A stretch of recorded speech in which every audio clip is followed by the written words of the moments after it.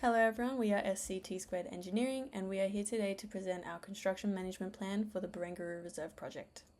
So this project involves the transformation of an old 22 hectare container terminal into a new naturalistic headland that celebrates the Indigenous heritage of the area and also brings back public access to a large unused piece of land in the middle of Sydney.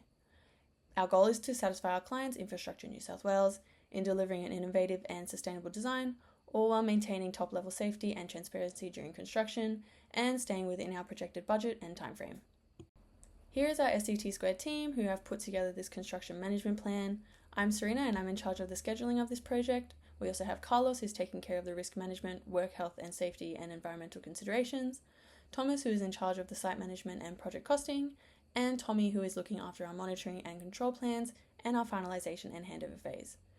I'll now hand over to Carlos who will run you through our risk management plan. Hi, I'm Carlos Samaniego, and I'm the Risk Manager and the Safety Officer for the Barangaroo Reserve project. SCT Squared built the risk management framework based on the ISO 31000 framework and the hierarchy of controls. We identified risk across the design, delivery, and handover phases, and evaluated them using a 5x5 likelihood and consequence matrix. The focus was on eliminating and substituting hazards early in the design phase to prevent issues rather than reacting to them later. We discovered that the highest risk regarding the Barangaroo project were foreshore instability, marine contamination, and public safety. Through early design changes and better controls, risks were reduced from high to low and moderate. Comparing this to the original Barangaroo project, our plan is proactive and data-driven, using modern technology and WHS standards for a safer and more resilient outcome. As the safety officer, I will guide you through the WHS and environmental considerations done for the project. Our WHS and environmental plan follows the WHS Act of 2011 and EPA guidelines. We focus on eliminating hazards early through design rather than reacting on site. Safety is reinforced through access control, equipment checks, and SWMS procedures, while the EMP manages dust, erosion, and noise to protect the Sydney Harbour. This is how we will apply that framework day to day. On the construction side, we get fencing, plant checks, and erosion controls to keep the site safe.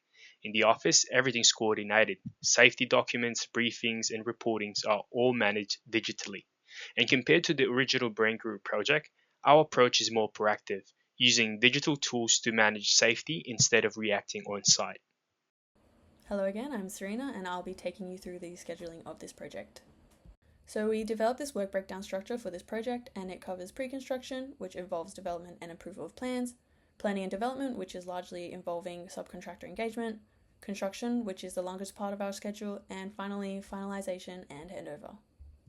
Overall, our project is projected to be completed in a 48-month schedule, and this is based off of a 5-day work week under normal 8-hour workdays, and this is mainly to avoid disruption to the general community during weekends, but also gives us the option to work on Saturdays given that we fall behind on schedule.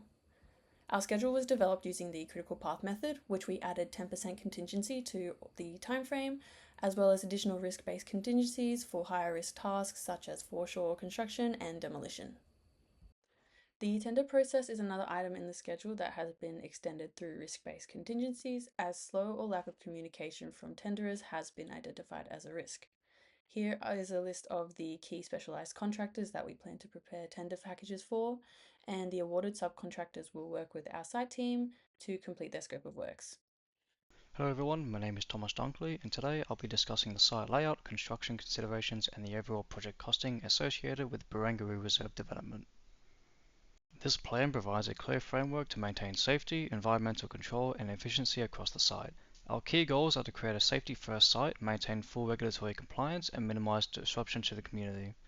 The layout outlines safe pedestrian and vehicle routes, secured entry points, designated storage areas and clear emergency access, ensuring the sites run smoothly and safely. Traffic is coordinated under AS 1742 with scheduled movements and reduced speed zones for safety. Environmental controls to manage dust, runoff and waste to protect the harbour, and our workforce systems ensure safe inductions, fatigue management and clear communication across the site. Stakeholder engagement follows the EPA Act to protect the community amenity. We notify stakeholders early about disruptions and keep open feedback channels. Transport from New South Wales, Sydney City Council and the EPA are managed closely, while residents and business are kept informed throughout the project. The total estimated project cost is $62.3 million delivered over 4 years. Funding is provided by the New South Wales Government's Major Works Program.